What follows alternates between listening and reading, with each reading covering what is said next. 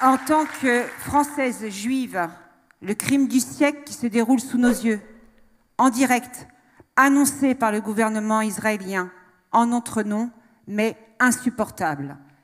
Et quand il commet un génocide au nom de la défense de tous les juifs du monde, il nous associe à sa politique génocidaire.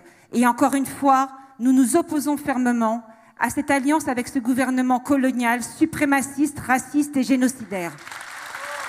Nous dénonçons aussi fermement la complicité de la France par son soutien inconditionnel à l'État israélien, et jusqu'à ce jour, aucune sanction n'a été prise par rapport à ce qui se passe à Gaza, en Cisjordanie et à Jérusalem-Est.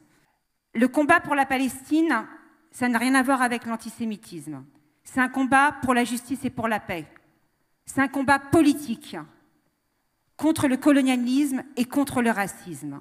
À l'Union juive française pour la paix, notre boussole, c'est le droit international. Donc le droit international parle de crimes de guerre. Le droit international parle de génocide. Le droit international dit qu'une population qui est soumise, occupée par une puissance occupante, a le droit à la résistance. Ce n'est pas une invention, ce n'est pas une opinion, c'est le droit international qui le dit. On tient bon sur les mots parce qu'en effet, on ne va pas se laisser accaparer le récit. Vous avez vu la pression, le rouleau compresseur des médias, des partis politiques. Donc on tient bon sur ça. La boussole, c'est le droit international. L'accusation de l'antisémitisme, c'est un rayon paralysant. C'est-à-dire que si vous êtes accusé d'antisémitisme, le débat est clos.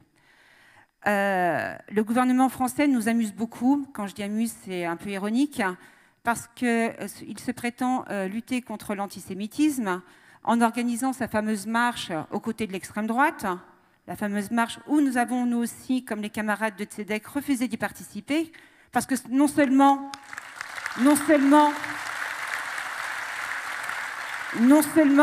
on ne participe pas à une marche avec l'extrême droite, mais pas avec le gouvernement Macron non plus, qui pratique une politique islamophobe depuis plusieurs années. Grand défenseur des Français juifs et juives de France, Emmanuel Macron réhabilite Pétain, son camarade Darmanin parle de Maurras, et je vous passe la suite. Donc c'est bon. Ce qui se passe, ce n'est pas un conflit de religion, comme beaucoup veulent nous faire croire. Nous sommes, comme l'a dit notre camarade, dans une guerre coloniale, avec un occupé et un occupant. Depuis la naissance du projet sioniste, qui est un projet colonial suprémaciste de remplacement d'une population par une autre, il y a toujours eu des voix juives qui se sont opposées à ce projet colonial. Il y a plein de mouvements de paix là, qui apparaissent, paix comme ça, mais ils ne parlent jamais de justice. Alors, à l'Union juive française pour la paix, mais justice. Parce que la paix, ce n'est pas le retour à la normale. Ce n'est pas on arrête les combats et puis après on revient comme avant. Nous demandons l'application, le respect du droit international. Ce qu'il faut que tout le monde comprenne bien, c'est qu'il ne pourra pas y avoir de sécurité, que ce soit pour les Israéliens ou les Palestiniens, tant que ce régime colonial perdurera. Ce n'est pas possible.